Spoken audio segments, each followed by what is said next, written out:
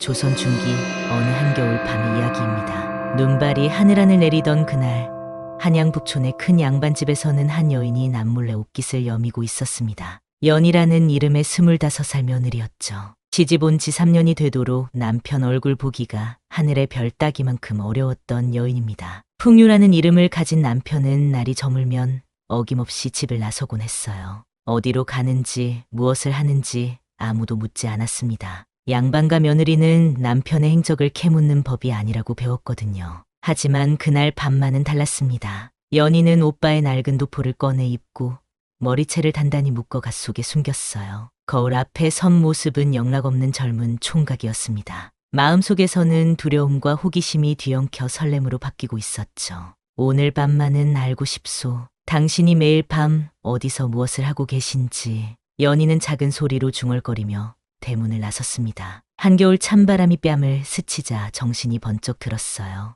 발걸음은 자연스레 기방 골목을 향해 움직였습니다. 어디선가 들려오는 검은고 소리와 웃음소리가 마음을 더욱 조급하게 만들었죠. 기방 골목에 들어서자 화려한 등불들이 눈을 어지럽혔습니다. 춘향각, 월국로, 취선방 같은 간판들이 밤하늘에 흔들리고 있었어요. 연희는 한 곳 한 곳 기웃거리며 남편의 행적을 쫓았습니다. 그때였습니다. 골목 끝 풍열로라는 기방에서 익숙한 웃음소리가 흘러나왔어요. 연희의 가슴이 콩콩 뛰기 시작했습니다. 분명히 풍유의 목소리였거든요. 설마 정말 여기 계신 건가요? 연희는 떨리는 손으로 기방문을 살짝 밀었습니다. 다행히 문이 열렸어요. 안으로 들어서자 복도 양쪽으로 방들이 늘어서 있었습니다. 어느 방에서 풍유의 목소리가 들려오는지 귀를 기울였죠. 두 번째 방에서 남편의 웃음소리가 또렷하게 들렸습니다. 연희는 숨을 죽이고 문틈으로 안을 들여다봤어요. 그리고 그 순간 연희의 세상이 완전히 무너져 내렸습니다. 방 안에는 붉은 치마를 입은 아름다운 기생이 앉아 있었습니다. 풍유는 기생의 무릎에 머리를 기대고 누워서 편안하게 웃고 있었어요. 기생은 버들가지 같은 손으로 풍유의 머리를 쓰다듬으며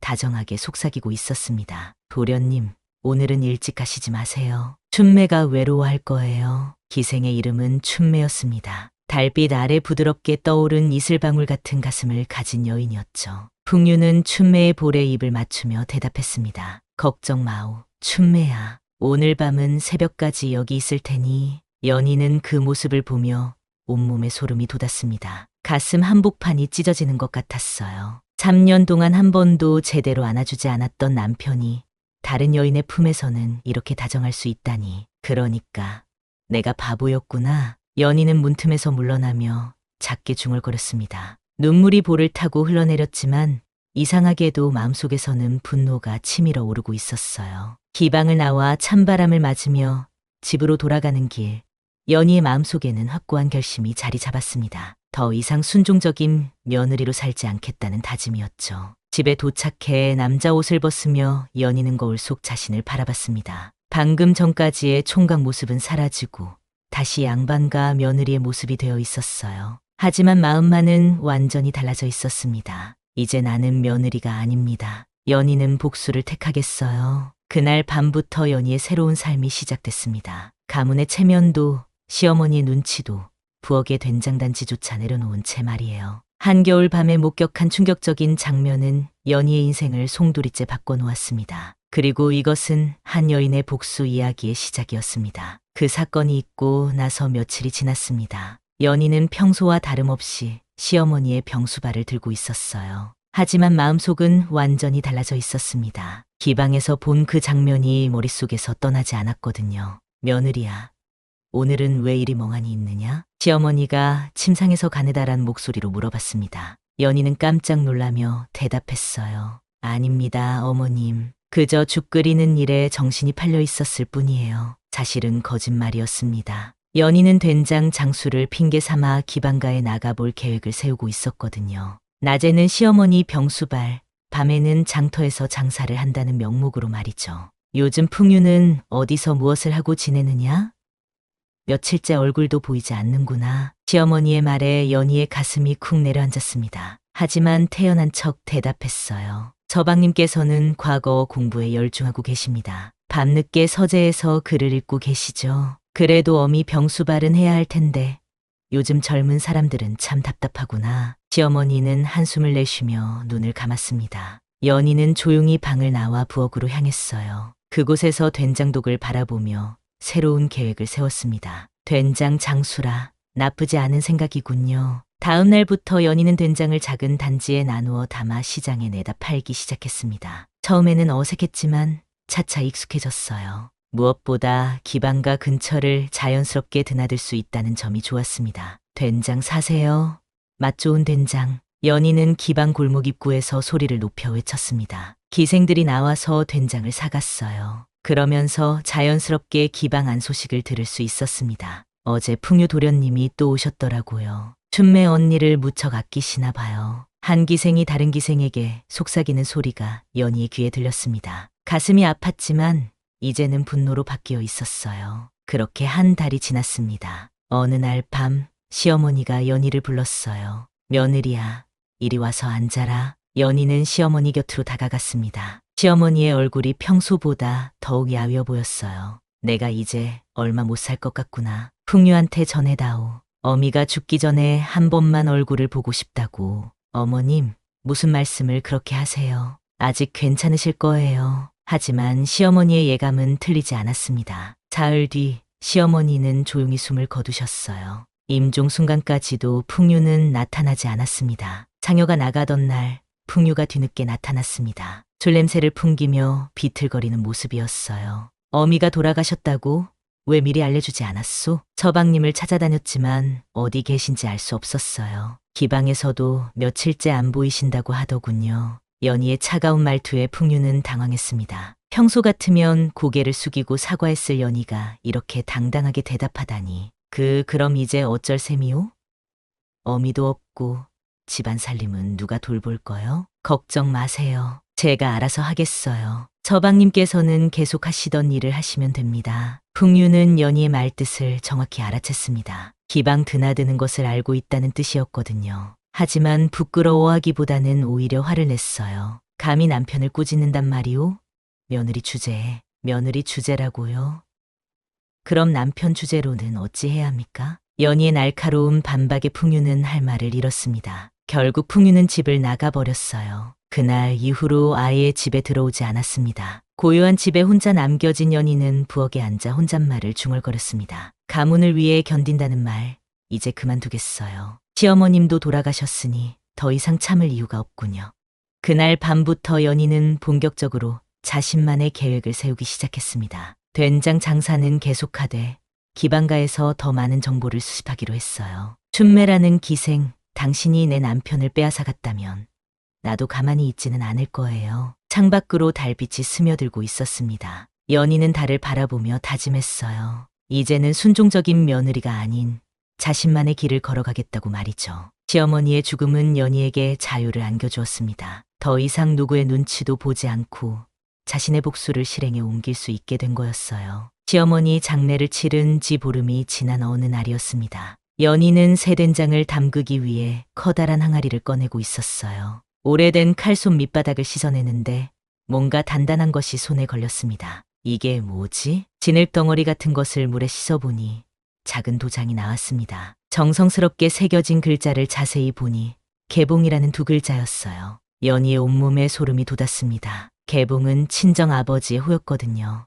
12살 때 아버지가 역적으로 몰려 참수당하고 가문이 완전히 멸문된 이후로는 잊고 지냈던 이름이었습니다. 어떻게 이게 여기에? 연희는 떨리는 손으로 도장을 쥐었습니다. 오래전 기억들이 물밀듯이 떠올랐어요. 아버지가 서재에서 이 도장을 사용하던 모습, 멸문지화가 일어나던 그날 밤의 참혹함까지. 아버님, 정말 아버님의 도장이 맞나요? 그날 밤 연희는 잠들 수 없었습니다. 도장을 품에 안고 이런저런 생각에 잠겼어요. 어떻게 친정 아버지의 도장이 시집 부엌 칼손 밑에 있을 수 있을까요? 며칠 뒤 연희는 평소처럼 된장을 가지고 기방가로 향했습니다. 그런데 춘매가 먼저 다가왔어요. 된장 아주머니, 잠깐 이야기 좀 할까요? 춘매는 연희를 풍열로 뒤쪽 조용한 곳으로 이끌었습니다. 두 여인이 마주 앉자 춘매가 조심스럽게 입을 열었어요. 아주머니께서 가지고 계신 그 도장, 혹시 개봉이라고 새겨진 건 아닌가요? 연희는 깜짝 놀라며 춘매를 바라봤습니다. 어떻게 춘매가 그걸 알 수 있을까요? 어떻게 그걸 아시죠? 사실은 제가 알고 있었어요. 아주머니가 누구신지 말이에요. 춘매의 고백에 연희는 더욱 당황했습니다. 춘매가 자신의 정체를 알고 있었다니. 풍유도련님께서 술에 취해 말씀하시더라고요. 자신의 장인어른이 역적으로 몰려 죽었다고. 그래서 정치적 혼례를 했다고. 뭐라고요? 연희의 목소리가 떨렸습니다. 남편이 춘매에게 그런 말을 했다니. 그뿐만이 아니에요. 도련님은 또 이렇게 말씀하셨어요. 장인어른을 죽음으로 모은 사람이 바로 자신의 아버지라고. 연희는 그 말을 듣고 온 세상이 무너지는 기분이었습니다. 시아버지가 친정 아버지를 죽였다니. 그러니까 내 남편과 나는 원수의 자식들끼리 혼인한 거죠. 도련님의 아버지가 아주머니의 아버지를 역적으로 몰아 죽이고 그 대가로 아주머니를 며느리로 맞아들인 셈이에요. 춘매의 설명에 연희는 모든 퍼즐이 맞춰지는 것을 느꼈습니다. 왜 시집살이가 그토록 힘들었는지, 왜 남편이 자신을 차갑게 대했는지 모든 것이 이해됐어요. 그럼 이 도장은 아마도 도련님의 아버지가 증거물로 가져온 것 같아요. 역적의 도장이니까 없애지도 못하고 그렇다고 보관하기도 애매해서 칼솥 밑에 숨겨둔 게 아닐까요? 연희는 주먹을 불끈 쥐었습니다. 분노가 치밀어 올랐어요. 그러니까 나는 아버지 원수의 집에서 3년 동안 며느리 노릇을 한 거로군요. 그래요. 그런데 더 놀라운 건 도련님이 이 모든 사실을 알면서도 아주머니를 속이고 살았다는 거예요. 춘매는 연희의 손을 잡았습니다. 따뜻한 손길이었어요. 저도 기생이라는 신분 때문에 많은 걸 참고 살았어요. 하지만 아주머니만큼 억울한 일을 당한 건 아니었죠. 춘매 씨, 왜 이런 이야기를 해주시는 거예요? 같은 여자로서 가만히 볼 수 없었어요. 도련님이 아주머니를 어떻게 생각하는지 들었거든요. 그냥 죄인의 딸이니까 데리고 사는 것뿐이라고 하시더라고요. 연희의 눈에서 눈물이 흘러내렸습니다. 하지만 이번엔 슬픔의 눈물이 아니었어요. 분노의 눈물이었습니다. 이제 알겠어요. 내가 왜 복수해야 하는지. 그날 밤 집으로 돌아온 연희는 개봉도장을 불빛에 비춰보았습니다. 아버지의 마지막 흔적이자 자신이 겪은 모든 고통의 증거였어요. 아버님, 이제야 알았어요. 왜 제가 이런 고생을 해야 했는지. 하지만 딸이 가만히 있지는 않을 거예요. 연희는 도장을 품에 품고 다짐했습니다. 이제 복수는 단순한 감정이 아니었어요. 아버지의 한을 풀어드리는 일이자 자신의 존재를 되찾는 일이었습니다. 풍유야, 춘매야, 이제 진짜 시작이다. 운명의 되풀이 그 한가운데 서 있는 자신을 발견한 연희였습니다. 하지만 이번엔 당하고만 있지 않을 거였어요. 개봉도장이 알려준 진실은 연희에게 새로운 힘을 주었습니다. 개봉도장의 진실을 안 후 연희의 마음속에는 치밀한 계획이 자리 잡기 시작했습니다. 단순히 화를 내거나 울분을 터뜨리는 것으로는 부족했어요. 진짜 복수를 하려면 머리를 써야 했습니다. 된장에 특별한 약초를 넣어볼까요? 연희는 시장에서 여러 약초를 구해왔습니다. 직접적으로 해를 끼치는 것들이 아니라 마음을 열게 만드는 약초들이었어요. 진심을 토하게 만드는 그런 것들 말입니다. 며칠에 걸쳐 연희는 조심스럽게 된장에 약초를 섞었습니다. 냄새도 맛도 거의 변하지 않았어요. 하지만 이 된장을 먹으면 평소보다 말이 많아지고 속마음을 감추기 어려워질 거였습니다. 이제 풍율루의 특별한 된장을 가져다 줄 시간이군요. 연희는 약초가 든 된장을 따로 항아리에 담아 기방가로 향했습니다. 춘매가 나와서 된장을 받으며 물어봤어요. 오늘 된장은 좀 특별해 보이네요. 집에서 가장 좋은 재료로 담근 거예요. 춘매 씨가 특별히 부탁하셔서요. 춘매는 알겠다는 듯 고개를 끄덕였습니다. 두 여인 사이에는 이제 은밀한 협력 관계가 생겨나고 있었어요. 도련님이 오시면 이 된장으로 찌개를 끓여드릴게요. 그날 밤 풍유가 풍열루에 나타났습니다. 춘매는 약속대로 연희가 가져온 된장으로 찌개를 끓여 내놓았어요. 오늘 찌개 맛이 유난히 좋구나. 풍유는 연희가 만든 된장찌개를 맛있게 먹었습니다. 그리고 술을 마시자 평소보다 말이 많아지기 시작했어요. 춘매야, 내가 연희와 혼인한 이유를 아느냐? 잘 모르겠어요. 도련님, 정치적 혼례였지. 연희 아비가 역적으로 몰려 죽었는데 우리 아비가 그 일을 주도했거든. 그래서 죄책감에 연희를 며느리로 들인 거야. 춘매는 이미 알고 있던 사실이었지만 놀란 척 연기했습니다. 그럼 도련님께서는 연희 마님을 사랑하지 않으시는 건가요? 사랑? 그런 게 어디 있나. 연희는 그냥 죄인의 딸이지. 내 진짜 사랑은 춘매, 너뿐이야. 풍류의 진심이 고스란히 드러났습니다. 연희가 숨어서 이 모든 대화를 듣고 있다는 걸 두 사람은 몰랐어요. 연희는 기방 뒤편 창문 밑에 숨어서 남편의 고백을 듣고 있었습니다. 가슴이 찢어지는 것 같았지만 동시에 복수의 정당성을 확신할 수 있었어요. 이제 확실해졌군요. 당신들은 나를 완전히 우롱했어요. 하지만 연희가 모르는 사실이 하나 있었습니다. 춘매가 처음부터 연희의 정체를 알고 있었을 뿐 아니라 연희를 도우려 하고 있다는 것이었어요. 며칠 뒤 춘매가 연희를 따로 불렀습니다. 아주머니, 도련님의 진심을 들으셨죠? 네, 정말 충격적이었어요. 사실 저도 도련님 때문에 힘들어요. 기생이라는 이유로 자유롭게 사랑할 수도 없고 그렇다고 진정한 사랑을 받는 것도 아니고요. 춘매의 고백에 연희는 놀랐습니다. 춘매도 자신만큼이나 고통받고 있었던 거였어요.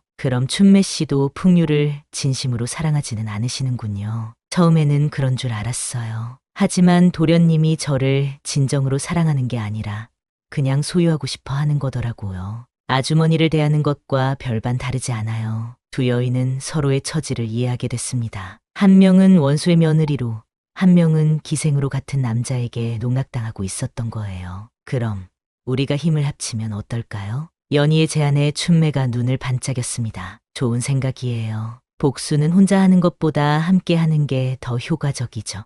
그날부터 두 여인의 본격적인 복수가 시작됐습니다. 연희는 계속해서 약초가 든 된장을 보내고 춘매는 풍류의 진심을 더 많이 듣고 기록했어요. 도련님, 연희 마님은 어떤 분이세요? 연희, 답답한 여자지. 맨날 순종적인 척하면서 속으론 뭘 생각하는지 모르겠어. 요즘엔 된장 장사까지 한다니 양반과 며느리 체면도 안 서는군. 풍류는 아내에 대해 험담을 늘어놓았습니다. 춘매는 이 모든 말을 연희에게 전해줬어요. 이제 충분해요. 복수를 위한 증거는 다 모았습니다. 연희의 눈에서 차가운 빛이 났습니다. 이제 정말로 복수를 실행할 때가 온 거였어요. 하지만 연희는 몰랐습니다. 진정한 복수는 다른 사람을 해치는 게 아니라 자기 자신을 되찾는 일이라는 걸 말이에요. 복수는 외로운 싸움이 아니게 되었습니다. 춘매라는 든든한 동지가 생겼으니까요. 된장에 약초를 넣은 작전이 성공한 후 연희와 춘매의 협력은 더욱 긴밀해졌습니다. 하지만 예상치 못한 일이 일어났어요.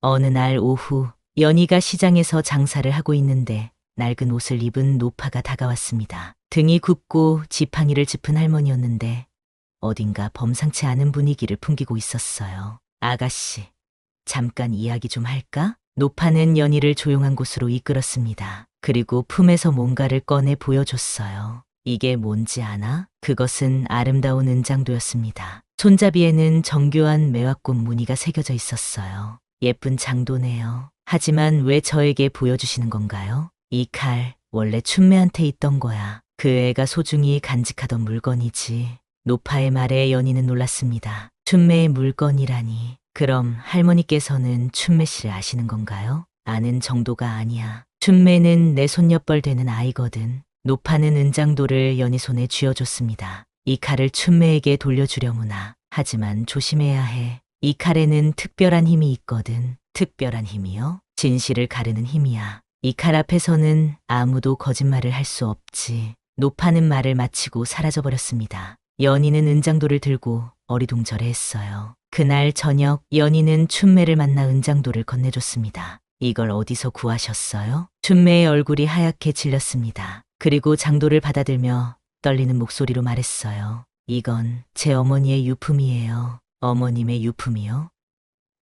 네, 어머니께서 돌아가시기 전에 주신 거예요. 하지만 기방에 들어오면서 잃어버렸는데 춘매는 은장도를 가슴에 안으며 눈물을 흘렸습니다. 어머니께서 말씀하셨어요. 이 칼은 우리 가문의 보물이라고, 언젠가 진실을 찾는 데 도움이 될 거라고. 진실을 찾는다니? 사실 저도 평범한 기생이 아니에요. 몰락한 양반가 딸이거든요. 춘매의 고백에 연희는 깜짝 놀랐습니다. 그럼 춘매 씨도 저처럼? 네, 가문이 무너져서 기생이 된 거예요. 그래서 처음부터 아주머니 마음을 이해할 수 있었던 거죠. 두 여인은 서로를 바라보며 운명적인 연결고리를 느꼈습니다. 모두 몰락한 가문의 딸들이었고 같은 남자 때문에 고통받고 있었어요. 그럼 이제 우리는 정말로 한편이군요. 그래요. 그런데 아주머니, 한 가지 말씀드릴 게 있어요. 춘매가 조심스럽게 입을 열었습니다. 사실 풍유 도련님이 아주머니를 생각보다 많이 의식하고 계세요. 뭐라고요? 요즘 자꾸 아주머니 이야기를 해요. 된장 장사하는 것도 신경 쓰시고 혼자 집에서 뭘 하고 있는지도 궁금해 하시고요. 연희는 의외라는 표정을 지었습니다. 그럴 리가 없어요. 분명히 저를 죄인의 딸이라고 했잖아요. 겉으로는 그렇게 말하지만 속마음은 다른 것 같아요. 어제도 이런 말을 하시더라고요. 연희가 예전과 달라진 것 같다. 뭔가 당당해졌다고. 춘매의 말에 연희는 복잡한 기분이 들었습니다. 남편이 자신의 변화를 눈치채고 있다니. 하지만 너무 늦었죠. 이미 모든 걸 알아버렸으니까요. 그래도 아주머니께서 결정하실 일이에요. 복수를 계속할 것인지 아니면 다른 길을 선택할 것인지. 그날 밤 연희는 은장도를 바라보며 깊은 생각에 잠겼습니다. 노파가 말한 진실을 가르는 힘이 무엇인지 궁금했어요. 춘매 씨 말이 맞을까요?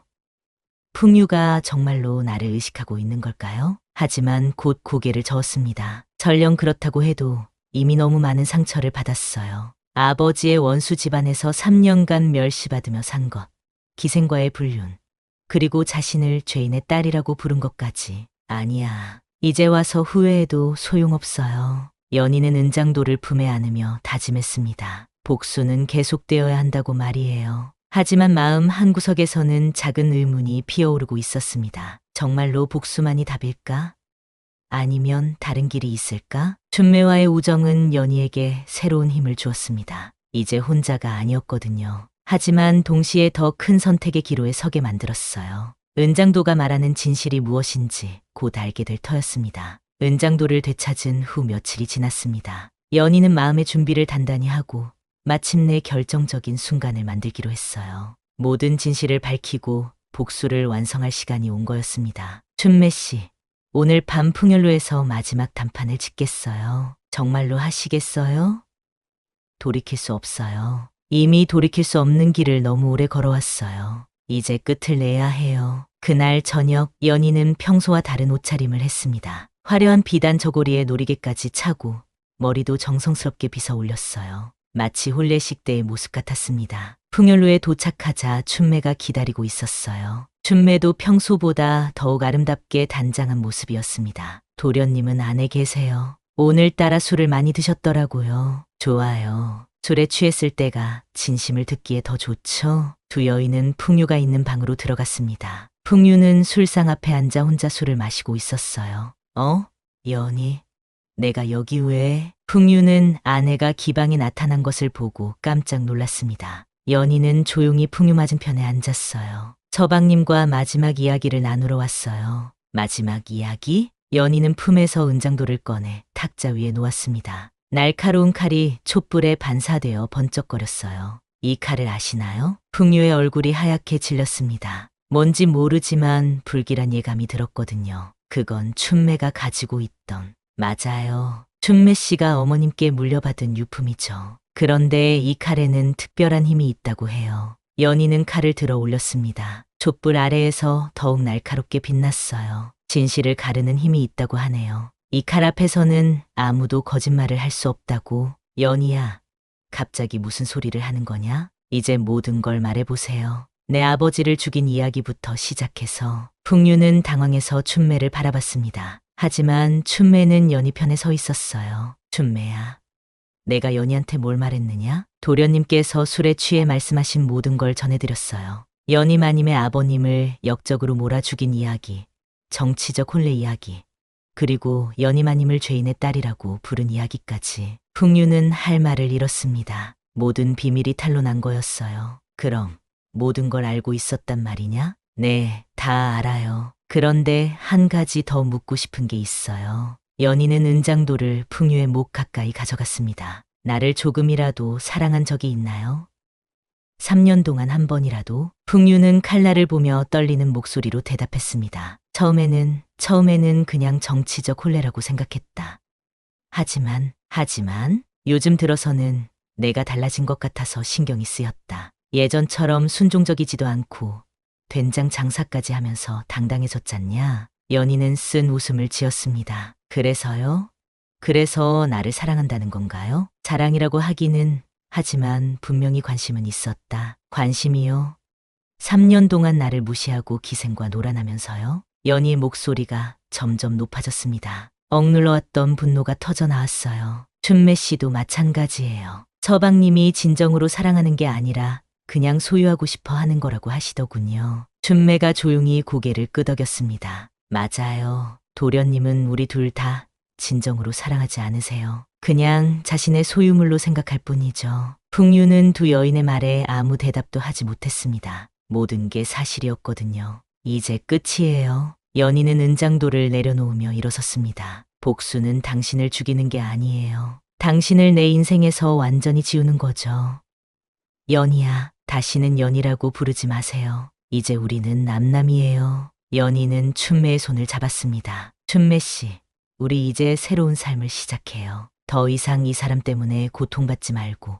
좋아요. 저도 오래전부터 그러고 싶었어요. 두 여인은 손을 잡고 방을 나갔습니다. 풍류는 홀로 남겨진 채 멍하니 앉아 있었어요. 그날 밤의 대결은 칼로 상대를 베는 것이 아니라 진실이라는 칼로 거짓을 베어내는 싸움이었습니다. 그리고 연희는 승리했어요. 이제 진짜 자유를 향한 마지막 발걸음만 남았습니다. 풍열로에서의 대결 후 연희의 마음은 오히려 더욱 맑아졌습니다. 분노와 복수심이 사라지자 이제 무엇을 해야 할지 분명해졌어요. 이른 아침 연희는 집으로 돌아와 마당 한가운데 불을 피웠습니다. 그리고 품에서 개봉도장을 꺼냈어요. 아버님, 이제 딸이 이 굴레에서 벗어날 때가 됐어요. 연희는 도장을 불 속에 던져 넣었습니다. 개봉이라는 글자가 불길에 휩싸이며 천천히 녹아내렸어요. 개봉이라는 이름도 죄인의 딸이라는 굴레도 이제 모두 태워버릴 거예요. 도장이 완전히 녹아 없어지자 연희는 마음이 한결 가벼워지는 것을 느꼈습니다. 과거의 무거운 사슬이 드디어 끊어진 거였어요. 그날 오후 연희는 관청으로 향했습니다. 풍유의 기방 출입과 가정 유기에 대해 정식으로 고발하기 위해서였어요. 조이는 남편의 행실이 도를 넘었음을 고발하고자 합니다. 관청의 사또는 연희의 당당한 모습에 놀랐습니다. 보통 여인들은 남편을 고발하는 일을 꺼리는 법인데 이 여인은 달랐거든요. 어떤 행실을 말하는 것이오? 기생과 불륜을 저지르고 시어머니 임종 때도 나타나지 않았으며 가정을 완전히 버렸습니다. 연희는 준비해온 증거들을 내놓았습니다. 춘매가 도와준 덕분에 풍류의 기방 출입 기록도 확실히 잡을 수 있었어요. 또한 소희는 남편과의 인연을 끊고 홀로 살아갈 뜻을 밝히고자 합니다. 조선시대의 여인이 남편과 이혼을 요구하는 것은 매우 드문 일이었습니다. 하지만 연희는 당당했어요. 사흘 후 관청에서 연희의 요구를 받아들였습니다. 풍유의 잘못이 명백했고 연희가 홀로 살아갈 능력이 있다고 판단했거든요. 이제 진짜 자유로워졌군요. 연희는 관청을 나오며 깊은 숨을 쉬었습니다. 이제 누구의 며느리도 누구의 아내도 아닌 온전한 자기 자신이 된 거였어요. 그날 저녁 춘매를 만난 연희는 반가운 소식을 들었습니다. 저도 풍열로를 그만두기로 했어요. 그동안 모은 돈으로 작은 찻집을 차릴 생각이에요. 정말요? 잘 됐네요. 아주머니께서 용기를 내시는 모습을 보고 저도 결심했어요. 더 이상 누구에게도 얽매이지 않고 살고 싶어요. 두 여인은 서로를 격려하며 각자의 새로운 출발을 다짐했습니다. 한 달 후 연희는 자신의 된장 가게 간판을 새로 달았습니다. 연희상점이라는 글자가 선명하게 새겨져 있었어요. 이제 정말 내 이름으로 살아가는군요. 가게 안을 정리하며 연희는 뿌듯함을 느꼈습니다. 비록 작은 가게였지만 온전히 자신의 것이었거든요. 손님들도 하나둘 늘어나기 시작했습니다. 연희가 만든 된장은 맛이 좋기로 소문났어요. 사모님, 이 된장 정말 맛있어요. 어떻게 만드시는 거예요? 정성을 다해 만들어요. 좋은 재료와 진심을 담으면 맛이 달라져요. 연희는 손님들에게 웃으며 대답했습니다. 예전처럼 눈치를 보거나 움츠러들지 않았어요. 어느 날 저녁 춘매가 찻집 개업 소식을 전하러 왔습니다. 봄매화라는 이름으로 찻집을 열었어요. 아주머니도 놀러 오세요. 좋아요. 꼭 갈게요. 두 여인은 서로의 성공을 진심으로 축하했습니다. 같은 고통을 겪었던 만큼 서로의 행복이 더욱 값져 보였어요. 그날 밤 연희는 된장 항아리들을 점검하며 혼잣말을 중얼거렸습니다. 복수라고 생각했는데 결국은 나를 되찾는 일이었어요. 그리고 이제 알겠어요. 진정한 승리는 누군가를 해치는 게 아니라 자신을 구해내는 거였다는 걸. 창밖으로 별이 반짝이고 있었습니다. 연희는 별을 바라보며 미소 지었어요. 이제 미래가 두렵지 않았습니다. 어떤 어려움이 와도 스스로 헤쳐나갈 수 있다는 확신이 있었거든요. 아버님, 딸이 드디어 진짜 자유를 찾았어요. 더 이상 누구에게도 휘둘리지 않고 오롯한 제 모습으로 살아갈 거예요. 연희는 새로운 시작을 맞이했습니다. 복수가 아닌 자기 구원을 통해 진정한 승리를 얻은 거였어요. 계절이 바뀌어 봄이 찾아왔습니다. 연희 상점은 이제 동네에서 유명한 곳이 되었어요. 정성스럽게 담근 된장과 정직한 장사로 손님들의 신뢰를 얻었습니다. 사모님, 오늘도 된장 하나 주세요. 고맙습니다. 오늘 새로 담근 건데 맛이 더 좋아졌을 거예요. 연희는 손님에게 된장을 건네며 환하게 웃었습니다. 예전에 눈치 보던 며느리 모습은 온데간데 없고 당당하고 자신감 넘치는 상인의 모습이었어요. 가게 일을 마치고 저녁 무렵 연희는 춘매의 찻집 봄매화를 찾았습니다. 두 여인은 이제 가장 가까운 친구가 되어 있었어요. 오늘 장사는 어땠어요? 덕분에 잘 됐어요. 춘매 씨 찻집은 어떻고요? 저도 손님이 늘어서 바빠요. 특히 여인네들이 많이 와요. 편안하게 수다 떨 수 있는 곳이라고 하면서요. 두 사람은 차를 마시며 근황을 나눴습니다. 서로의 성공을 진심으로 기뻐하는 모습이 보기 좋았어요. 그런데 연희 씨, 풍류 소식 들었어요? 춘매가 조심스럽게 물어봤습니다. 아니요, 듣지 못했어요. 어떻게 됐나요? 요즘 혼자 술만 마신다고 해요. 기방에도 나오지 않고 집에서만 있대요. 연희는 잠시 생각에 잠겼습니다. 한때 남편이었던 사람의 소식이 완전히 무관심할 수는 없었거든요. 불쌍하긴 하지만 그것도 본인이 선택한 길이에요. 저는 더 이상 상관하고 싶지 않아요. 그래요. 우리는 우리 길을 가는 거죠. 그날 밤 집으로 돌아온 연희는 부엌에서 새로운 된장을 담그고 있었습니다. 큼직한 항아리에 메주와 소금물을 넣으며 지난 일들을 되돌아봤어요. 작년 이맘때는 남편을 따라다니며 복수만 생각했는데 연희는 된장 항아리에 붉은 고추를 넣으며 중얼거렸습니다. 복수라고 생각했지만 결국은 나를 되찾는 일이었어요. 그리고 잊지 않겠어요. 스스로를 버렸던 그 시간들을. 항아리 뚜껑을 덮으며 연희는 깊은 깨달음을 얻었습니다. 진정한 복수는 상대방을 해치는 것이 아니라 자신을 온전히 되찾는 일이었다는 걸 말이에요. 며칠 후 뜻밖의 손님이 찾아왔습니다. 처음 은장도를 건네줬던 그 노파였어요. 할머니, 어떻게 여기를? 아가씨가 어떻게 지내는지 궁금해서 왔지. 노파는 연희의 가게를 둘러보며 흐뭇해했습니다. 잘 해냈구나. 이제 진짜 자유로워 보이는걸. 할머니 덕분이에요. 그 은장도가 아니었다면 진실을 알지 못했을 거예요. 그 칼은 이제 춘매가 잘 간직하고 있겠지. 진실을 가르는 칼이라더니 정말 그 역할을 했구나. 노파는 연희에게 작은 보자기를 건넸습니다. 이건 뭐예요? 내 새로운 시작을 축하하는 선물이야. 받아라. 보자기를 열어보니 아름다운 비녀가 들어있었습니다. 매화꽃 모양의 장식이 달린 고급스러운 비녀였어요. 너무 귀한 걸. 귀하긴. 이제 내가 진짜 주인이 된 걸 축하하는 거야. 누구의 그림자가 아닌 온전한 연희로 살아가라. 노파는 말을 마치고 다시 사라져버렸습니다. 연희는 비녀를 들고 거울을 봤어요. 머리에 꽂아보니 정말 아름다웠습니다. 그날 저녁 연희는 마당에 나와 하늘을 올려다봤습니다. 별들이 반짝이고 있었어요. 이제 정말 새로운 시작이군요. 연희는 별을 바라보며 혼잣말했습니다. 복수를 하겠다고 시작한 일이었는데 결국 가장 소중한 걸 찾았어요. 바로 저 자신을 말이에요. 바람이 불어와 연희의 치마자락을 살랑거렸습니다. 그 바람 속에서 자유로움이 느껴졌어요. 앞으로 어떤 일이 있어도 두렵지 않아요. 이제 저는 누구의 그림자도 아닌 온전한 연희니까요. 한겨울 밤 기방에서 시작된 연희의 이야기는 이렇게 새로운 봄과 함께 희망찬 결말을 맞았습니다. 복수가 아닌 자기 구원을 통해 진정한 자유를 얻은 한 여인의 이야기였어요. 그리고 이 이야기는 묻습니다. 여러분이라면 어떤 선택을 하시겠습니까? 용서를 택하실 건가요? 아니면 자신을 위해 용감한 결단을 내리실 건가요? 역경 속에서도 스스로를 되찾는 자만이 진정한 승자입니다. 연희처럼 말이에요.